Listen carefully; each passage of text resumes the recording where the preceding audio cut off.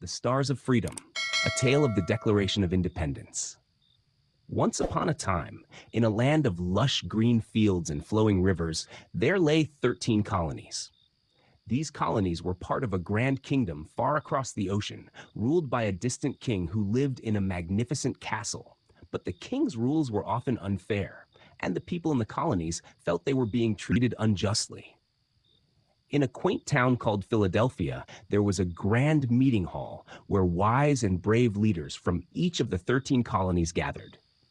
These leaders were known as the Continental Congress. They had come together to discuss their future and to find a way to bring freedom and happiness to their people. One sunny morning, the meeting hall was abuzz with excitement and determination. A tall man with fiery red hair and a strong presence stood up. His name was Thomas Jefferson.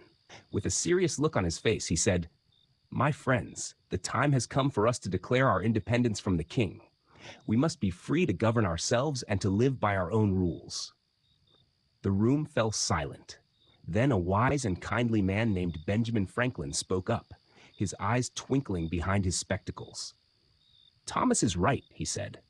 "We must tell the world why we are breaking away and what we believe in, but we must do so carefully and with great thought." Another man, John Adams, with a determined expression, added, "Let us work together to create a document that will speak for all of us, a Declaration of Independence. It will be a beacon of hope for our people." So they decided to form a committee to write this important declaration. Thomas Jefferson, Benjamin Franklin, John Adams, Roger Sherman, and Robert Livingston were chosen. They gathered in a small room with a large wooden table, and as the days passed, they poured their hearts and minds into writing the declaration. One evening, as the sun set and the room was bathed in a warm, golden light, Thomas Jefferson wrote the final words. He looked up at his friends and said, "It is done. Now we must all agree to it and sign our names." The next day, the leaders of the 13 colonies gathered in the grand meeting hall once more. The air was filled with anticipation. As the document was read aloud, the leaders nodded in agreement. It was a powerful statement of their beliefs and their desire for freedom. But there was a moment of hesitation. The king's wrath was not to be taken lightly. Signing the declaration meant they would be seen as traitors, and the consequences could be dire. The room grew quiet as the leaders pondered the gravity of their decision. Finally, a man with a dignified presence and a kind face, John Hancock, stepped forward. He took the quill and signed his name in large, bold letters. "There," he said with a smile, "so the king can read it without his spectacles." One by one, the other leaders followed, each feeling the weight of history on their shoulders. As the last signature was added, a sense of relief and triumph filled the room. They knew they had taken a bold step, but it was a step towards a brighter future. As the news of the Declaration of Independence spread, the people of the colonies rejoiced. They felt a new sense of hope and unity. They knew that the path ahead would not be easy, but they were ready to face it together. In the days that followed, the Continental Congress worked tirelessly to prepare for the challenges that lay ahead. They organized their armies, gathered supplies, and reached out to other nations for support. The journey towards freedom had begun, and there was no turning back. And so, the stars of freedom began to shine brightly over the 13 colonies. The people were united in their quest for independence, and their leaders were determined to see it through to the end.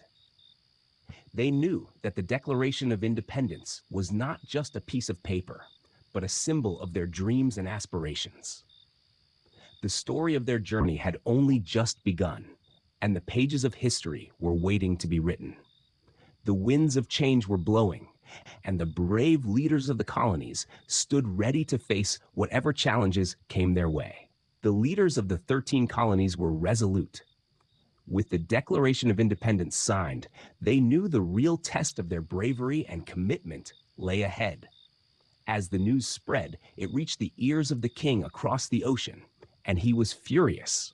The king sent his mighty army to the colonies, determined to crush their dreams of independence. In the colonies, the people rallied together.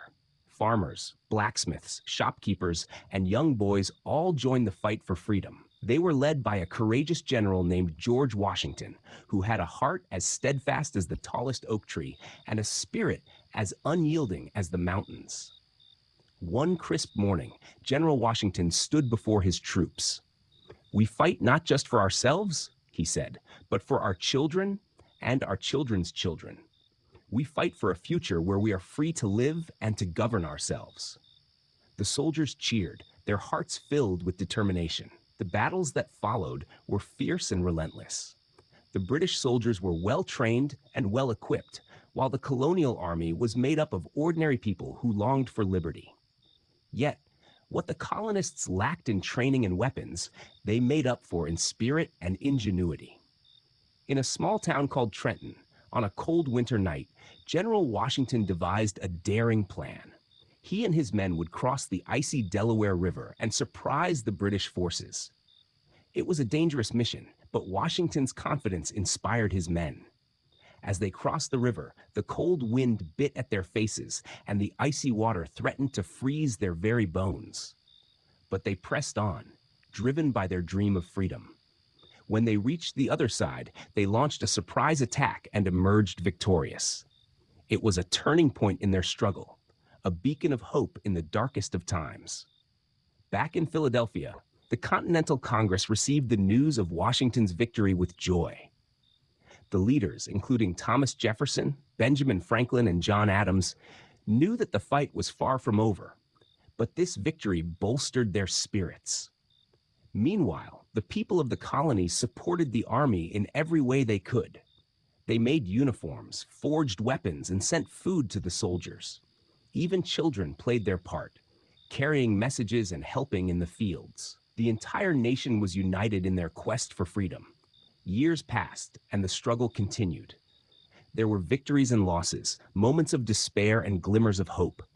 But through it all, the resolve of the colonists never wavered. They knew that their fight was just, and they believed in the vision set forth in their Declaration of Independence. One fateful day, news spread like wildfire. The British had surrendered. The colonies had won their independence. Bells rang out, people danced in the streets, and tears of joy flowed freely. The dream that had begun in the hearts of a few brave leaders had become a reality for an entire nation. In the Grand Meeting Hall in Philadelphia, the Continental Congress gathered once more. General Washington, now a hero to all, stood before them. "We have achieved our independence," he said, his voice filled with emotion. "But let us not forget the principles upon which this nation was founded. Let us build a country where freedom, justice, and equality are the cornerstones of our society." The leaders nodded in agreement. They knew that their work was not done. They had to build a new nation, a nation where the dreams of liberty and justice could flourish. And so, with hearts full of hope and determination, the people of the new United States of America set forth to create a country that would be a beacon of freedom for the world.